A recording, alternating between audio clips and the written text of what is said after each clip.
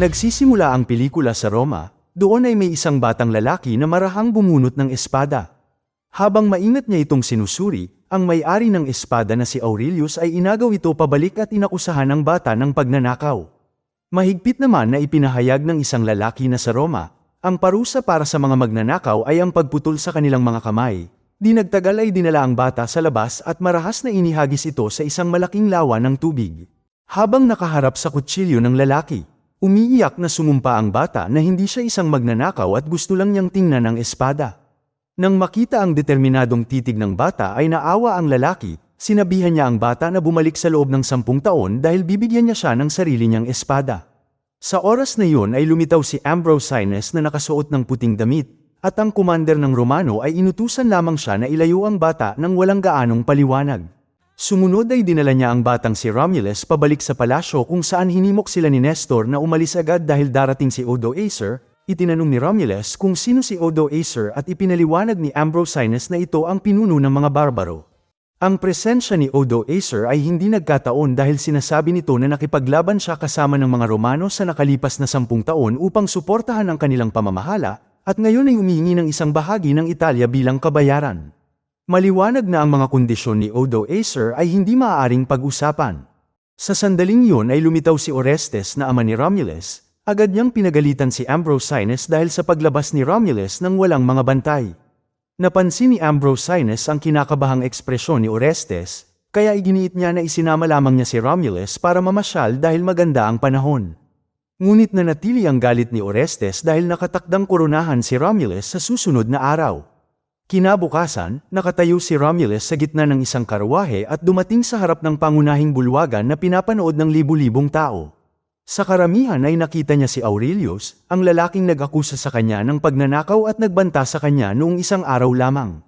Ngayon na si Romulus ay magiging pinakabatang hari ng Roma ay hindi nakakaramdam ng kagalakan. Inisip niya kung gaano katagal siyang mabubuhay sa tugatog ng kapangyarihan, dahil napansin niyang 5 emperador ang pinaslang sa nakalipas na 5 taon. Pagkatapos ng coronation ng hari ay tinanong ni Romulus ang kanyang ina kung sino ang magtatangka na manakit sa kanya. Sumagot naman si Ambrosianus na si Odoacer na pinuno ng barbaro. Gayunpaman ay namagitan si Orestes at binanggit na si Odoacer ay kanyang kakampi, at itinaboy si Ambrosianus bilang guro lamang ni Romulus. Dahil dito ay inutusan ni Orestes na palayasin si Ambrosianus mula sa palasyo. Pagkatapos ay pinakilala ni Orestes si Romulus kay Aurelius na pinakamahusay na general na siyang magiging ganap na responsable para sa personal na kaligtasan ni Romulus. Nang paalis na si Ambrosianus ay si Aurelius ang naghatid sa kanya. Sa labas ay nagtanong si Aurelius tungkol sa simbolo sa dibdib ni Ambrosianus na nagdulot ng pagbaha ng mga alaala para sa paalis na tagapagturo. Nang gabing yun ay sumilip si Aurelius sa malayo at matamang pinagmasdan ang kanyang paligid. Sa oras na yun ay biglang sumiklab ang kaguluhan sa labas habang naglulunsad ng malawakang pag-atake ang mga barbaro. Nakarating ang hukbo ng barbaro sa mga pintuan ng lungsod, at pinangunahan naman ni Aurelius ang mga tagapagtanggol na sundalo sa isang walang humpay at desperadong labanan. Ang mga bantay ng palasyo na labis na kulang sa bilang ay mabilis na natalo at isa-isang napatay. Nasaksihan ni Romulus ang matinding pagkamatay ng kanyang ama at ina na nasa kamay ng mga kaaway, at di nagtagal ay nabihag mismo si Romulus. Pagsikat ng araw ay nagising si Aurelius at narinig ang malayong mga sigaw at tunog ng karahasan mula sa lungsod. Pagkatapos ay nagtungo siya sa tirahan ni Nestor kung saan tinanong siya kung nasaan na ang batang emperador. Sinabi sa kanya ni Aurelius na patay na ang mga magulang ni Romulus at namatay na rin ang kanyang sariling mga sundalo, kaya hiniling niyang malaman kung ano ang nangyayari. Gayunpaman ang alam lamang ni Nestor ay ilan sa mga sundalo ni Aurelius ay nabubuhay pa ngunit malapit ng patayin bilang babala sa sinumang kakalaban kay Odoacer. Samantala sa palasyo, si Odoacer ay nakaupo sa trono at hinarap ang isang sugo mula sa tondo. Ipinahayag ni Odoacer na ang Roma ay nasakop na. Umaasa siya na kikilalanin siya ng emperador ng tondo bilang tanging pinuno ng soberanya at lupain ng Roma.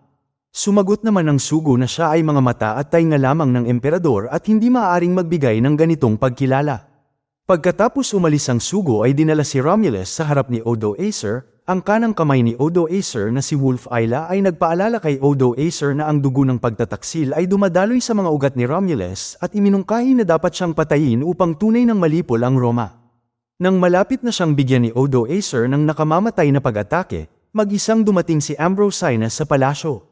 Sinabi ni Ambrosianus na nangangailangan ng lungsod ng isang matalino na tao upang pamahalaan ito, kaya nang marinig ito ay isinuksok pabalik ni Odoacer ang kanyang espada. Pagkatapos ay tinanong niya si Ambrosianus tungkol sa kanyang tunay na pagkakakilanlan, at dahil dito sina Romulus at Ambrosianus ay ipinatapon sa liblib na isla ng Capri kasama si Wolf Isla na itinalaga bilang bantay ni Romulus. Ang isla ay isang likas na kuta na napapalibutan ng malalalim na bangin sa tatlong gilid na may iisang lugar lamang na mapupuntahan. Ito ay mahigpit na binabantayan kaya halos imposibleng makatakas. Nang gabing yun ay bumalik sina Aurelius at Nestor sa palasyo upang suriin ang sitwasyon. Doon ay lumitaw ang isang sundalo na sugo mula sa tondo at ipinaalam sa kanila na si Romulus ay ipinatapon sa isla ng Capri. Nang marinig ito ay agad na nagpasya si Aurelius na iligtas si Romulus, ngunit binalaan siya ni Nestor na ang isla ay isang likas na kuta at sa kabila ng panganib ay iginiit ni Aurelius na harapin ito. Kinabukasan ay naghanda sila para sa mapanganib na misyon ngunit bago tumungo sa isla, balak muna ni Aurelius na iligtas ang kanyang mga nabihag na sundalo at sa tulong ng sugo ng tondo ay madali niyang nailigtas ang mga ito. Samantala sa paglalakbay sa bangka patungo sa isla, nagsimulang maalala ni Romulus ang kanyang mga magulang, doon ay sinabi sa kanya ni Ambrosianus na ang bawat isa ay may kanya-kanyang kapalaran. Nagising si Aurelius at napagtanto na nawawala ang sugo, at natagpuan niya ang mga damit nito sa tabi ng ilog. Di nagtagal ay isang babae ang lumabas mula sa ilalim ng tubig. Nagkatitigan sila habang dahan-dahan na umaahon ng babae at lumalabas na ang sugo ay si Mira na isang babae. Pagkatapos ay tiningnan ng grupo ang bangkang nakadaong sa malapit, iniisip kung paano ito kukunin ng walang karahasan.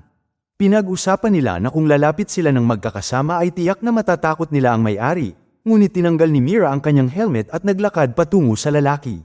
Sa oras na yun ay pinagmasdan ng lahat si Mira nang may gulat na hindi makapaniwala na isa siyang babae.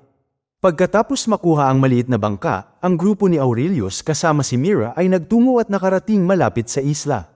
Mula naman sa posisyon ni Ambrosianus na itinali sa taas ay nakita niya ang isang mahalagang palatandaan na kanyang hinahanap, tinawag niya si Romulus at sinabihan itong pumunta sa templo upang hanapin ang mga naiwan ng kanyang mga ninuno. Pumunta si Romulus sa direksyon na itinuro ni Ambrosianus at ngayon nakakita ng isang estatwa na tila nagbabantay sa kanya. Tinusok ni Romulus ang mga mata ng estatwa gamit ang kanyang mga daliri para bumukas ang isang mekanismo sa ilalim ng kanyang mga paa. Doon niya natagpuan ang isang estatwa ng kanyang ninuno na si Emperador Caesar na mahigpit na hawak ang espada. Sino mang magtaglay ng maalamat na espadang ito ay magkakaroon ng pinakamataas na kapangyarihan.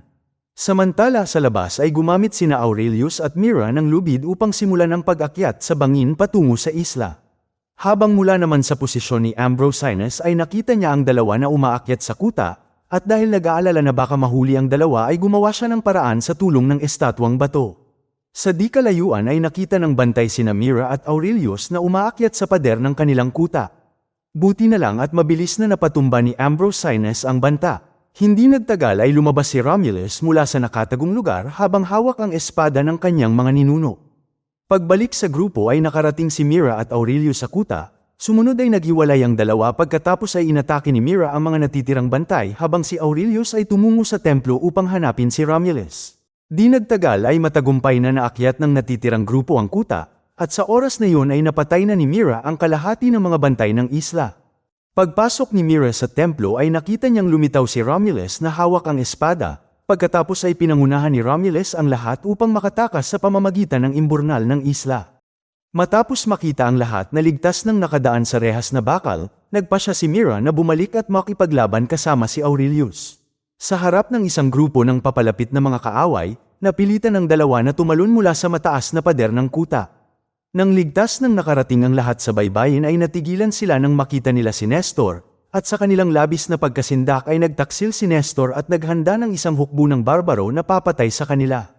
Nagsimulang magpalabas ng mga palaso ang mga barbaro kay Romulus at sa kanilang grupo, habang ang ilang tapat na bantay na nasa tabi ni Romulus ay desperado na prinotektahan ang kanilang batang emperador na kanilang huling pag-asa. Sa pamamagitan ng kanilang mabilis na pagtutulungan, nagawa nilang makatakas muli sa nakamamatay na patibong. Nang gabing yun ay nagtipon ng mga nakaligtas upang magplano ng kanilang susunod na hakbang, nagpasya si Aurelius na dapat silang humingi ng tulong mula sa maalamat na 9th Legion sa Britannia na nasa malayong hilaga.